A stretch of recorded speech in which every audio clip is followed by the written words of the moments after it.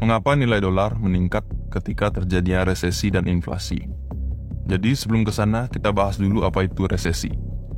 Resesi itu terjadi ketika 2 kuartal berturut-turut ekonomi di suatu negara mengalami penurunan.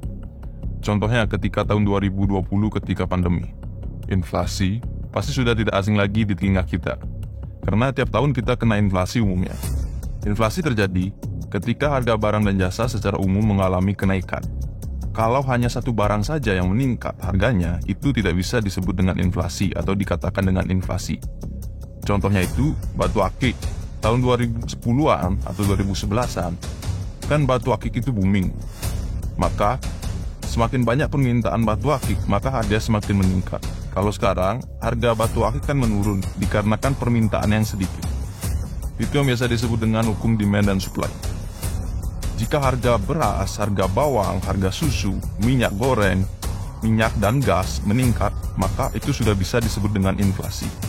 Contohnya tahun 2022 di Eropa, ketika perang Rusia-Ukraina, yang menyebabkan penutupan pipa gas Rusia, yang menyebabkan harga listrik mahal dan itu menyebabkan efek domino yang dihasilkan. Inflasi bisa terjadi karena beberapa faktor. Yang pertama ada faktor distribusi. Ketika harga minyak meningkat, maka akan terjadi efek domino.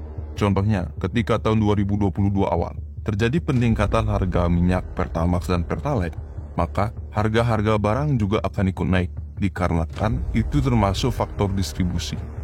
Yang kedua, ada faktor peredaran uang.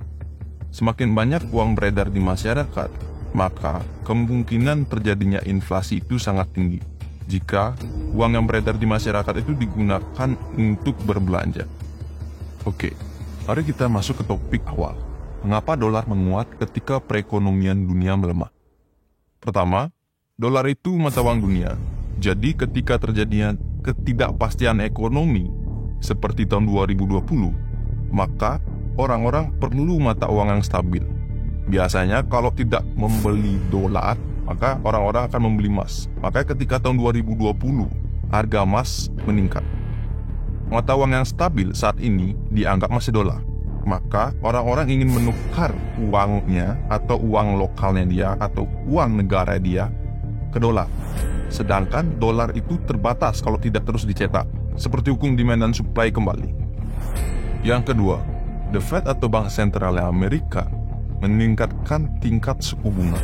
Maka yang terjadi adalah capital outflow atau banyak investasi yang keluar dan ingin kembali ke negara asalnya atau lebih tepatnya ke negara Amerika.